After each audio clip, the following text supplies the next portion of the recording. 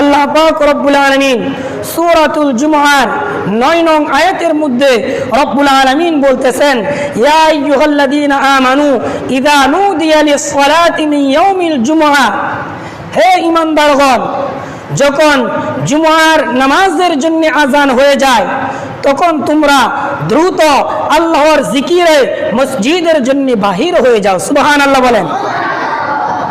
ফাসআউ ইলা যিকরিল্লাহি ওয়া যারুল বাই'আ, তোমাদের ব্যবসা বন্ধ করো, ব্যবসা বন্ধ করে আজানের আওয়াজ শুনে তোমরা চলে যাও আল্লাহর ঘর মসজিদে। সুবহানাল্লাহ।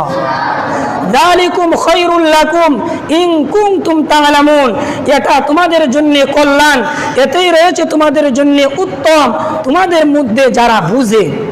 প্রিয় নবীজি বললেন, ও আমার সাহাবীরা, যেই ব্যক্তি জুমার দিনে সবার প্রথম আগে গোসল করলো, নিজে গোসল করলো এবং উত্তম রূপে গোসল করে আতর মাখলো, শরীরের মধ্যে তেল মেখে জুমার জন্য সে মসজিদে চলে আসলো, মসজিদে চলে এসে দুই মুসল্লির মধ্যস্থলে না বসে মসজিদের যেই জায়গায় ফাঁকা সেই জায়গায় সে বসলো এবং যখন ইমাম সাহেব খুতবা দেয় মনোযোগ সহকারে চুপ থেকে শুনলো, আল্লাহ পাক রব্বুল আলামিন ওই ব্যক্তির জন্য বিগত জুমা থেকে এই জুমায় ওই ব্যক্তি যত প্রকার গুনাহ করেছে আল্লাহ পাক রব্বুল আলামিন তার জীবনের গুনাহ মাফ করে দিবেন। সুবহানাল্লাহ।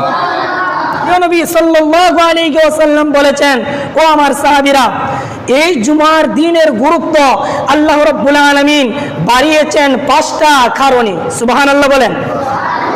নাম্বার 1, আল্লাহ রাব্বুল আলামিন আদম আলাইহিস সালাতু ওয়াস সালামকে শুক্রবার দিনে সৃষ্টি করেছেন। সুবহানাল্লাহ। আদম আলাইহিস সালাতু ওয়াস সালামকে জান্নাতের ভিতরে ঢুকিয়েছেন এই শুক্রবারে। সুবহানাল্লাহ। আল্লাহ রাব্বুল আলামিন আদম আলাইহিস সালাতু ওয়াস সালামকে জান্নাত থেকে বাহির করেছেন এই শুক্রবারে। সুবহানাল্লাহ। আদম আলাইহিস সালাতু ওয়াস সালাম জান্নাত থেকে দুনিয়াতে যেদিন এসেছেন সেই দিনটাও ছিল জুমার দিন। সুবহানাল্লাহ।